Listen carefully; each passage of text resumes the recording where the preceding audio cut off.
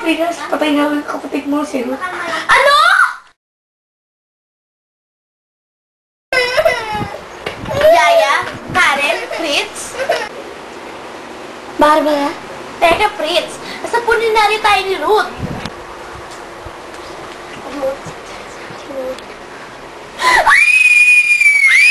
Ano nangyari, Barbara? Si Ruth, buhay pa! Patay na! Oh, Yaya, ipasok mo na si Karen sa kwarto. Sige.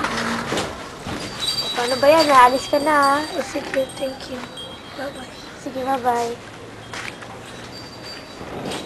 Sir, napatulog ko na po si Karen. Sir, pwede po ba mag-request? Ano yun, Yaya? Sir, pwede po ba mag-day off for 2 days? Sige, pwede ka na magsimula ngayon.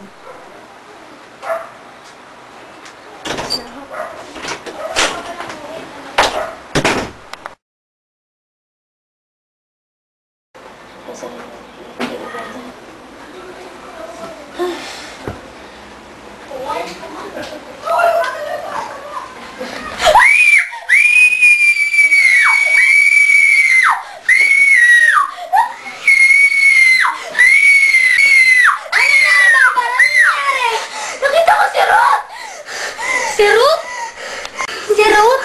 Oo, Chris! Maniwala ka sa akin, nakita ko si Ruth! Eh, di kung ganun, magsama tayo at magpakalayo dito. Hindi pwede! Parating na si Mama bukas!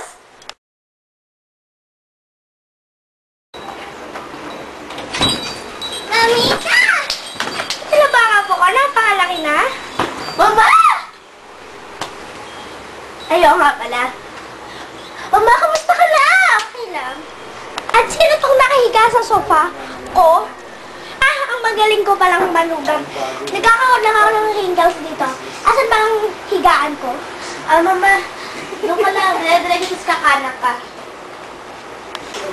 O sige, pumunta ka lang doon kay Mami. O sige, Fritz, alis lang ako ah. Oh, sige, ate, nakita. Huwag na. Makikita ko lang.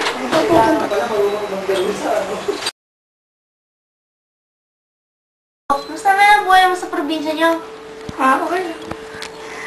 Sa mama ko, papunta ka. Ah, kaya naman pala ayaw mo sumunod.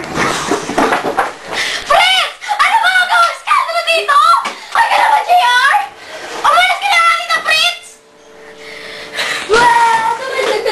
Ruth, ikaw ba yan?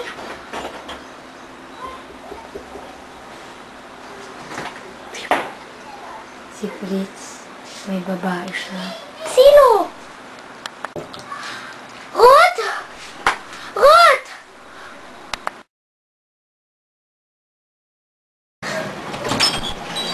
Bakit mo ako sinundan?